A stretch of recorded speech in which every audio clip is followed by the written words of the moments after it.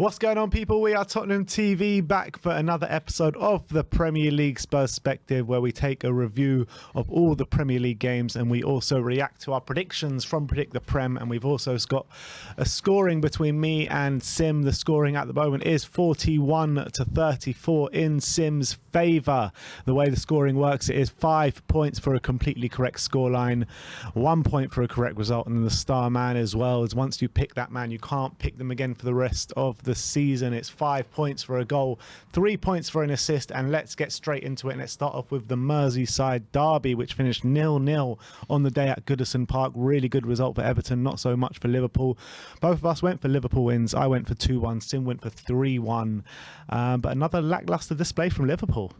Yeah, it was lacklustre, but Pickford was man of the match. Like, he did have a series of good saves, but late in the game, looked like Everton were the ones on the ascendancy. They had that goal ruled out for VAR. Morpie missed that amazing chance with a miscontrol, and McNeil had a shot deflected and nearly went in. So Everton could have won it, but I think man of the match had to go for Pickford. He was making save after save. So Liverpool, in their right, would also feel like they could have won that game as well. But it's definitely not the best Liverpool we've seen, obviously, in the years gone by. It's now four games they've dropped points in the beginning of the season in the first 6 games. Disappointing for them, and I don't know, are they worrying yet, or is it just kind of, is it time to worry if you're a Liverpool fan about whether they can challenge for the title, or is it, it's too early to say? Yeah, I mean, with every week goes by, they go further behind. Well, not this week, they didn't go further behind City, but I think the further they do drop behind City, obviously the more worries are going to creep into the Liverpool fan base. And I've been seeing Liverpool's fans over YouTube really worried, and they think they haven't done enough in the transfer window to kind of keep up there with Man City, how well they've done in the transfer window. So I think it's going to be an interesting one, but I think as a Liverpool fan, I would be worried. When it comes to Everton, are they improving, or they got a 0-0 draw? I've said over the past couple of weeks, I know they haven't picked up that win yet, but they are becoming a bit hard to beat. They're not losing every week, which is a good sign. They've had some hard games this season, Everton, and I actually think that over the past couple of weeks they've become a bit more solid at the back. I think Connor Cody has helped them out there, but I think they're still in for a scrap this season. But I think there are 3 teams worse than them this year. Yeah, I think even though Morpie, people will look at him and think, look at the finishes he had, but at least he was causing a nuisance for Liverpool and actually he always causing does, them trouble. Doesn't he? Yeah. And that's what he'll bring to Everton. So I think with the signings they've made, they've definitely put themselves in a better position. But I still believe it's about saving themselves from relegation this season. Oh, it is. Yeah, it is. But I think they will do it, to be honest. It's a long way to go. It's hard to see who's going to go down. It's a long way to go, yeah. But I think that when you're looking at like Forest and Bournemouth, they look like top candidates. I mean, with Forest, they've actually got an all right squad there, but it's all about bedding in these players and about Forest in a minute. Yeah, and how long it takes them to bed in. But let's move on. Let's talk about Brentford against Leeds in a really good clash at the Brentford Community Stadium. Finished 5-2 to Brentford. Sim went 2-2. I went 1-1. But it was a smashing performance from Brentford. Hat-trick from Ivan Toney, and Mbeumo and Whistler also getting on the score sheet. And you've got to say, very impressive from especially Ivan Toney. Yeah, maybe Brentford, don't get the credit they deserve.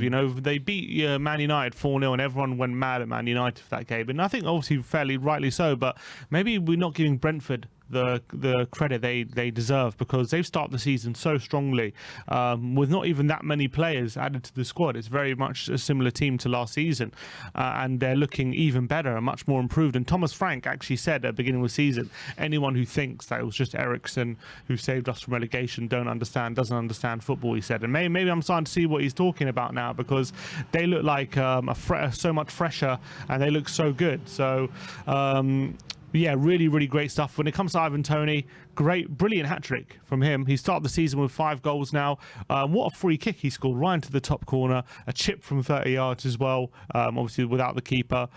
So really good. Leeds, are they starting to slow down a bit? Drawing at home to Everton, Lube getting battered by Brentford. Maybe stuff for Jesse March, and maybe him getting sent off as a sign of a bit of frustration from him. I'm sure they'll be all right, but maybe they're not a great past couple games for them. Yeah, I mean, look, they're not going to be smashing it every game, Leeds. I think where they're at the moment is probably what they're showing. I mean, they're not going to be winning every week, but I'm impressed by Leeds. Haven't won since beating Chelsea. Yeah, I mean, I'm still impressed by them, what they've shown so far this season. I think they'll be all right, Leeds. I still think that they'll finish somewhere between 10th and 13th, around that mark. And I think Brentford probably around the similar mark as well. But in terms of Brentford, what you were saying before in terms of Eriksen coming to save them last year, you got to remember that Brentford also had a really strong start to the season last year, and then they fell off dramatically. They really did. They were getting pumped every week, and then when Eriksen did come in, results completely changed for them. So I think with Brentford, it's going to be an up and down season for them. They will go through bad patches. They'll go through good patches again. And I want to see how Mikkel Damsgaard comes to the fore, because he hasn't really featured too much just yet. Yeah, just quickly on Brentford, a lot of teams like Brentford suffer from second season syndrome, in the Premier League. They have that one like Sheffield United kind of thing, but they don't seem to be doing that. Yeah, it's early days still. It's still early days. But let's move on. Still no points on the board. Chelsea against West Ham finished 2-1 to Chelsea in a game marred by VAR. Sim went 1-0, I went 1-0. What did you make out of this? I guess we'll talk about the VAR decision. Yeah, I mean, obviously, it was from what I watched the highlights, and obviously West Ham took the lead, and Mendy again very suspect for that goal from the set piece. He has had a really poor start to the season, and it must be a matter of time before Kepa gets a chance the way Mendy's going, because he's given away. I mean, it's harsh he gave it away, but he didn't look good for that goal, for Antonio's goal. And then Chelsea get a really lucky equaliser. I don't know how. Do you see the Chilwell goal? I don't know how he forces that in. I don't know. There was a long ball over the top, and he kind of controls it on his head, and then somehow from the tightest of angles gets it through Fabian. I don't know how he did it. He gets it obviously into the back of the net. Havertz obviously then gets the win. Looks like the winner, and then this goal in the stoppage time for West Ham. Reece James heads it back to Mendy. He completely fumbles it, and he dives at Bowen's feet. Bowen kind of clips him with the top of his foot, but it's like one of those where it's not like it's a foul, but he just makes contact with Mendy. Cornet puts in the empty net, but for some reason VAR zooms in on this, whether Bowen gets a touch on Mendy, because Mendy, he clearly wasn't injured, by the way. He's clearly faking an injury. He's pretending that this touch from Bowen was so bad that he was injured his shoulder, and he was obviously straight back up after the goal was disallowed. But I think VAR made an absolute howler disallowing that goal. I think it's just contact between two football players. It's definitely not a foul.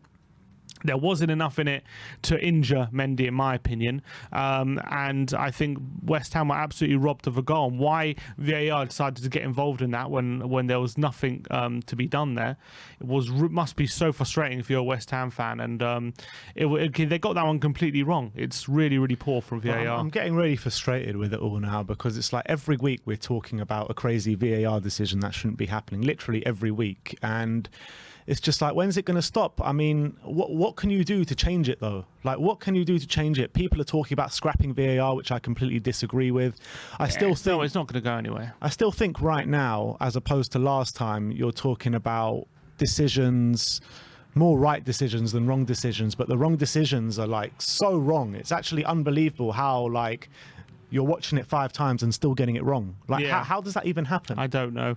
I think it's just a case of slowing it down, making everything look so much worse in slow motion, and that's one of the big problems with VAR, when things in real time just seem like part of the game, and then you slow it down, it looks like, oh, that's a clear and obvious foul. But something has to be looked at in terms of how they're implementing it, because it's been a terrible weekend for VAR, which we'll get into as well. But West Ham definitely robbed of a point, and I don't see why VAR had to get involved in that. It definitely was not clear and obvious. It was the furthest thing from clear and obvious. No one thinks that's a foul except for that referee. And I think as well, we'll talk about the Forest game in a minute, but in the Forest game, the referee was sent to the screen, and he kept his decision. He said, no, I'm sticking with my decision. I think I'm right. And that was really good to see, because every time we know when a referee goes to the screen, they're going to overturn it, because they're always going to go with the VAR's advice. maybe the referee should have had a bit more balls in this West Ham game and done the same, because it just wasn't a foul. And it was, I think, when even looking on the screen, it doesn't look like a foul either. So why he saw the replay and thought, I'm going to overturn it? But I obviously blame VAR more for making him go to the screen. What changes can be made in the system to flatten out these kind of mistakes? This isn't about the system. It's about the referees implementing it. That's the reality. If they're making a mistake, it doesn't matter what system you have. It's like in football. If you can have like an amazing system. If a player just plays a bad back pass, there's nothing you can do about it. That's not about the system. That's just poor from the player. So what can we do then? What can we do about referees? How do you do that? I mean, pump more money in at maybe sort of lower down in the referees level, because it seems as though referees on the pitch and off the pitch in the VAR control room are making terrible errors every single week now. Yeah, there's no easy answer. I think there's a lack of referees as well, because referees is less and less people want to become referees. Is it a question of, you know how much money is in the Premier League, more money than any league in the world, right? Is it a question of going and poaching the best referees from around Europe? Potentially. We've done it. We took that one from Australia. I know he's refereeing in the Premier League right now and he seems to be doing a good job, but at the moment there's no easy answer. You just need to somehow get the referees to start making better decisions and following the guidelines rather than making these innocuous. I thought we'd kind of, because when it first got implemented, they were making so many little innocuous decisions and we'd ironed out a bit, and now they seem to be coming back again, which is really frustrating. Yeah. All right, let's move on. Let's talk about Newcastle against Crystal Palace. 0-0 at St James's Park. Sim went 2-1. I went 2-0, so no points on the board there. What did you make out of this one? Yeah, I didn't see much of it. Yeah, we were obviously covering the Spurs game at the time, but again, another terrible VAR decision. Really, really poor. A corner comes in, and what happens is... Was it for Newcastle or Palace? So it was for Newcastle scored and it was ruled out. So, sorry, a free kick comes in. I think Shah wins the header. It's going to the back post. And what happens is Willock's about to win the header and Tyrick Mitchell is behind him. He literally gives him a massive shove in his back, right? And it's a massive foul on Willock. But what happens is Willock, because he's been shoved, he goes flying into the goalkeeper because he's been shoved in the back by Mitchell, and then the ball ricochets off Mitchell's head and goes in, right? And so it's an own goal. But the VAR, because Willock goes flying into the goalkeeper, gives a foul on the goalkeeper. But what happened was it was a massive shove by Mitchell. So it should have been a penalty to Newcastle or a goal. Well, it should have been a goal, really. Yeah, it should have been a goal, but either if you're going to disallow the goal, you have to give a penalty to Newcastle because there was a clear shove by Mitchell. But what the referee did was he just disallowed the goal and said it was a foul on the goalkeeper. And I think it's another terrible. VAR looked at it and said the referee's right. The referee gave the goal. So no, but the referee VAR overturned it. VAR overturned it, and they said actually it's a foul on the goalkeeper because Willock went flying into him, but he only went flying into him because he got a massive shove. So again. And apparently as well, I didn't see this, but apparently when they sent him to VAR, they only showed him an image of Willock going into the goalkeeper, and they didn't show the whole context of what happened. So I don't know what to say about that. It's absolutely horrific refereeing again from VAR. I think that's a goal that should have been allowed or a penalty. How you can't take the whole context of the situation into account when you've literally got 8 angles and all the time. Like if it's going to take you 5 minutes to make the decision, how could you not take the whole context of the situation into account? I thought it was ridiculous, and another VAR howler, and Newcastle should be very aggrieved. More drop points for Newcastle, though. That's 5 games in a row now. A lot of draws for them as well. I guess they're suffering from the injuries to Sim-Maximam and Bruno Guimaraes a bit, and I don't know if Joel Linton even played in this. I'm not sure if Joel Linton played as well in this game. I don't know if he was injured as well. Joel Linton played, yeah. He did play.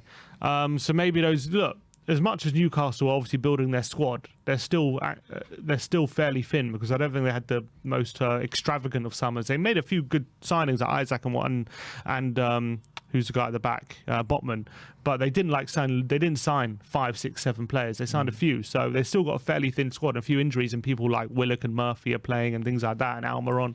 So I think it's a work in progress still, but still they're not losing too many. It's still draws, so they're still hard to beat. Yeah. All right, let's move on to Nottingham Forest against Bournemouth, battle of the promoted side. Sim went 3-1, I went 2-2, but it did end 3-2 to Bournemouth in a really good game when before half-time, Nottingham Forest are leading 2-0, and then got to give credit to Bournemouth because everyone is writing off Bournemouth every week at the moment with the results they've had. They come back and they win 3-2, unbelievably enough. I was so close to a 5-pointer in this one. Yeah, last-minute winner, Solanke coming to the fore. He hasn't really done it so far this season, Solanke. And obviously it was a great comeback for him. He scored, he got an assist as well near the end.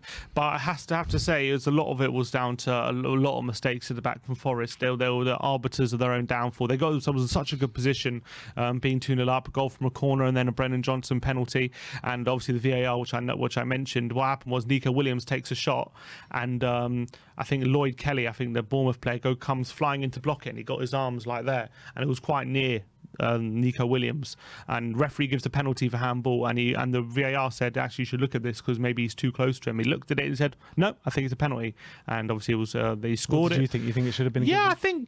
I think in that position VAR shouldn't be getting involved. Just look, if the referee gives what's a penalty, your opinion on the actual decision? Do you think it was the right decision? I think it's harsh just because he was so close, but he did have his hands high up. His face. Kind of, yeah. He kind of tries to block it. He had his arms like that, and look, his arms. You have to say, it's harsh, but I think it probably was the right decision in the end if you have your arms that high. In modern day football, that's a penalty, unfortunately. So I don't know why VAR is getting involved in that. Good to see Michael Oliver having a bit of balls and sticking with his own decision. But then Bournemouth really came back and look, 3-2. Gary O'Neill was unbeaten now, a draw and a win. So fair play to him. I don't know how long they can keep this up for, but they've seemed to be reinvigorated since Parker's departure. But whether it'll be enough to get them consistently getting results, I'm still remains to be seen. I know they beat Forest, but it's probably one of the only teams they could beat right now in the league. So we'll see. And this is kind of the way I thought the game would go. A lot of goals in this game, because I thought, looking at Forest so far this season, we know that they've conceded the most amount of XG in terms of anyone in a season. So I thought there would be definitely goals in this. I really did, and that's the way it kind of panned out. I was so close. What was it? They scored in the 87th minute, the winner. So you've got to give credit to Bournemouth to plugging away and coming back like that. But next up is Tottenham against Fulham. Obviously 2-1 to Spurs. Sim went 3-0 to Spurs, so he gets a point there. I went 2-1 to Spurs, so I get 5 points for this one. But to be fair, I was very lucky to get 5 points in this one. Oh, man. And it should have been 3-0 was 10 seconds before Fulham scored as well. So that makes it even more frustrating. Even 3-0 would have been lucky. We should have won 4 or 5 in this game. But I know, but I'm just saying, just before Fulham scored, we literally hit the post, and they broke down the other end. So that was very annoying. I literally thought I was on for 5 points, and then all of a sudden Ben's on for 5 points within 5 seconds. But look, we deserved the victory. We were very, very good. It was probably our best performance of the season so far against a Fulham team who have been playing well this season, so not to be sniffed at. But we got to take more of our chances. Obviously, had good debutants in Longley and Richarlison. We've spoken about them, but Spurs looking good. I'm one of only 2 unbeaten teams now, so happy days. Exactly. Let's move on to Wolves against Southampton at Molineux. Finished 1-0 to Wolves, both of us going for 1-1, and credit for Wolves for getting the 1-0 win here at home, but it was kind of marred by a horror injury to Sasa Kalasic. Yeah, ACL, and it looks like Diego Costa's going to be coming back to the Premier League, which could be very, very exciting. Wolves obviously took the lead through Podence, a scruffy finish, which got past Bazunu, and Southampton gave it their best shot in the second half, and they should have really equalised because they had a goal which was ruled out because Shea Adams was literally on the goal line. Shea Adams headed it onto his arm and it went in, and it was an open goal, so he completely screwed that up, whereas he could have easily just headed it in cleanly. So they'll be really annoyed with themselves that they didn't get the goal, and it should have been probably 1-1. But solid win for Wolves. Always a close game when it comes to Wolves, it seems, and they just got over the line in this one. Yeah. What impact do you reckon Diego Costa's going to have? Yeah, it's going to be interesting to see because he hasn't had the best of times. He's just been released by, I think it's Atletico Mineiro in Brazil, so whether he's up to the challenge of coming back to the Premier League. Yeah, Willian just got released as well from, was it Corinthians? So it's an interesting one. So I don't know if he's going to be any good either. Yeah, so I don't think he will, exactly. So it depends. Like Costa's just one of those characters where maybe if he fits the right club, maybe he'll do well. But obviously, it's one where they're doing it in desperation because they've just lost a striker. Looks like it's going to be for a long time, I'm guessing, if they're getting him through the door. So it'll be interesting to see how he does. That's for sure. There's one thing for sure: it's never going to be boring. That's for sure. It's definitely going to add that element of shithousery to Wolves. 100%. That's for sure. But the last game on the Saturday was Aston Villa against Manchester City, which finished 1-1. Insanely enough, Sim went 3-0. I went 5-0. Oh, how wrong we were. But to be honest, in the balance of pay, we weren't wrong because Man City absolutely tore Villa apart for the most part of this game. Well, what do you mean, well? They did, but they didn't create too many openings. Yeah, but it was a dominant display from Man City, and when Aston Villa scored, it was so against the run of play. It was completely out of nothing. It Brilliant wasn't a goal 3-0 or 5-0 performance, though. Do you not think so? No, I don't think so. I thought, well, I mean, like Man City do this every week, right? Where they pass it around, they dominate the possession, and they create 4 or 5 chances a game where Haaland is just popping them off. And on another day, this could have ended up 3-0 to Man City. Easy. I don't know. I don't like Haaland scored, but they didn't have too many like really clear opportunities except for like Walker had one in the opening bit, which he should have really squared to Haaland. And then I don't know. It was a lot of passing, a lot of like domination without really hurting Villa. I found. I think Villa defended fairly well, and then when they got their goal after that, they really troubled City, and they could have even won it, and they were really unlucky not to win it as well because they had that a goal which was onside chalked off because the referee blew his whistle before the shot was taken. So they can definitely feel aggrieved that that goal was ruled out. Obviously, the City were definitely dominant, and they'll definitely be angry they didn't win the game. But I don't think it was a massive, in terms of chances created, I don't think it was a 3-0 performance from Man City. I mean, they definitely did enough to win that game. Yeah, for sure. They'll definitely be angry they didn't win the game. But I don't think it was like chance after chance kind of performance from City. It was, talking about only 4 shots on target throughout the game for Man City. And, when they only have 4 shots on target, Erling Haaland can easily score a hat-trick out of those. Yeah. You know what I mean? So, I mean, with Man City, they're always dominant like that in terms of possession and passing it around. And they're usually very clinical with their chances, Man City. Yeah. But they weren't this time.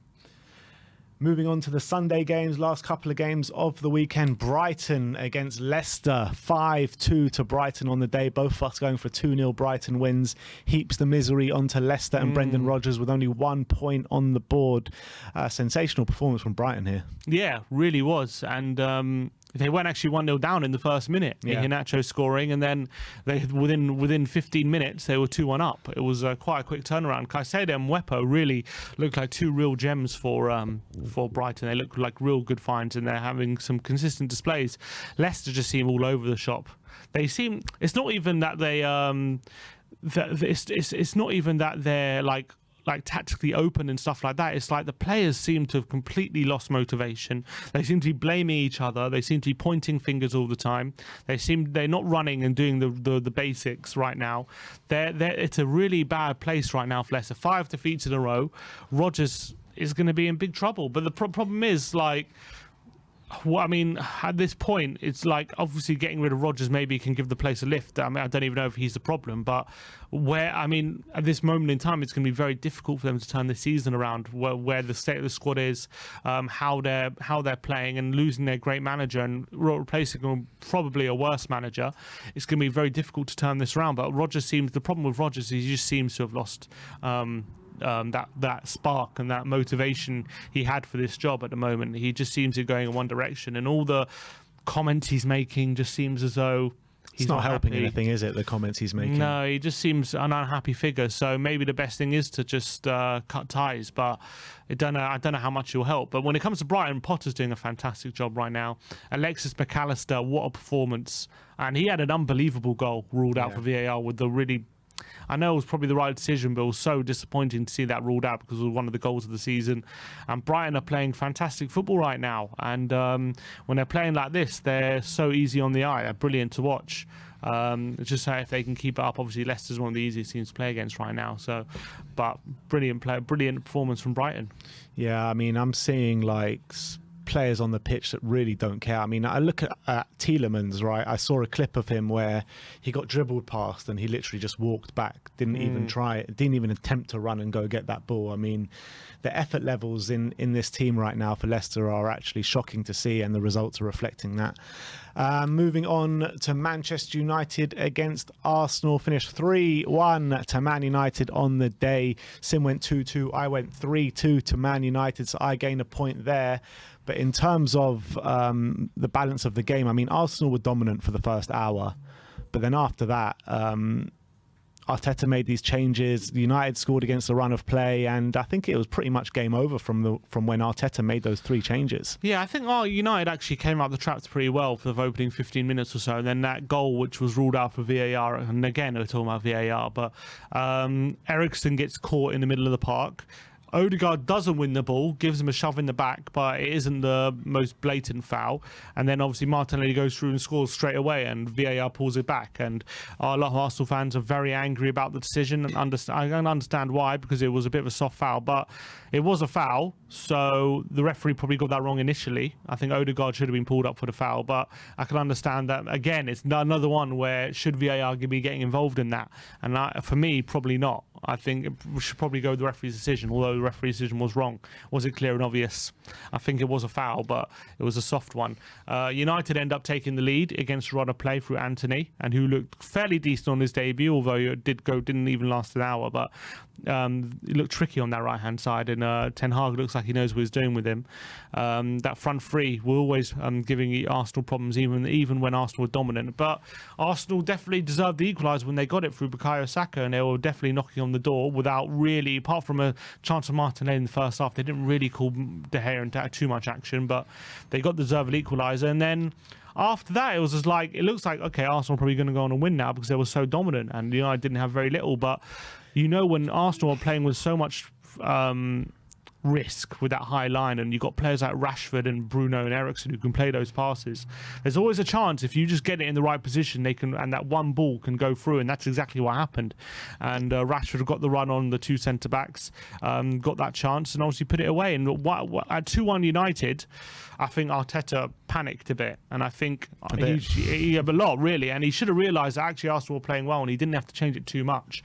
And he made a triple substitution, completely unbalanced the team, changed the formation, really went gung-ho, and within a minute or so they conceded. And I think that he's got to take responsibility for how they for the last 20 minutes or so, they were not really in the game, and it was all about United could even got another one after that. At the end of the day, it's another glorious defeat for Arsenal. But I think that after the hour mark, Arsenal really showed their naivety, they showed their inexperience, and I think that playing such a high line against a team with such quality on the break, with such fast players up front, and with Bruno and Eriksen who can really, pick a pass, like you say, you can't be doing that for the whole 90 minutes. You're going to get caught out at some point. You really are. And I think really Arteta showing with those 3 subs really did show his inexperience, because like you say, they were in the game. And I think if they would have kept it, there was more chance of them getting back into it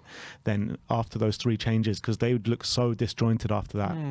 They didn't even create one chance after that. Yeah, and I think even if he just made one change, and add a bit of energy, I understand it, but making 3 and changing everything just because they just conceded is a bit, I think he didn't realise what he was doing to the team, and obviously it cost them.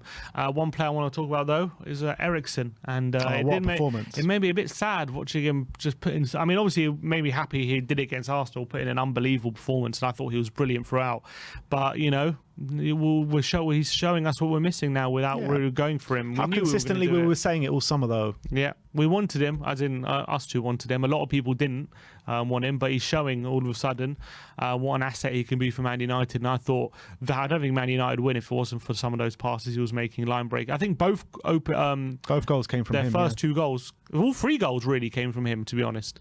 So I thought he was exceptional, and he's really playing well. And another player in Marcus Rashford, come out of the wilderness, finally gets some goals and an assist. I mean, 3-1, 2 goals and an assist. But this is these games are what he lives on. I've always said it. These are the perfect games. He has such a great big game record because these are the games with the space in, and this is where he can play. The games where he struggles in are the other ones where he has to face low blocks and and there are clogged up defenses, and he has to kind of be a bit more nimble and he has to find spaces himself. When there's space for him, then that's where he's at his best, and it showed. And I thought, with Man United being able to bring on a Casemiro with 20 minutes to go or 10 minutes to go really put them in good stead, because Arsenal, they just didn't create any chance after that third goal. Well, even after the second goal. Yeah, after the second goal, they fell apart a bit. It's good to see. It was like an old-fashioned Arsenal collapse. Yeah, but they're still going to get the credit for some good playing. Let them get credit. Minutes, let them get credit. They got all the credit last season as well. Exactly. Let's move on to the star men. Simprick, Brennan Johnson, who got a goal from the penalty, and I went head-to-head with him and picked Kiefer Moore, who only came on in the 89th minute, so he didn't do anything there. So we end off, I think, as we were at the start of this video, 49 to 42. I mean, I was so close to a couple of 5-pointers in this one. Obviously, the Nottingham Forest and Bournemouth game, and also the Man United Arsenal game. I thought Arsenal were good enough to get another goal there. And I was close with Spurs. Yeah, you were close with Spurs, but I actually got it for Spurs. Yeah, but anyway, that is the end of the SPUR-SPECTIVE this week. We'll give you an update on our Premier League predictions closer to the weekend. But thank you everyone for joining us today. Like, subscribe and comment. And as always, come on you Spurs.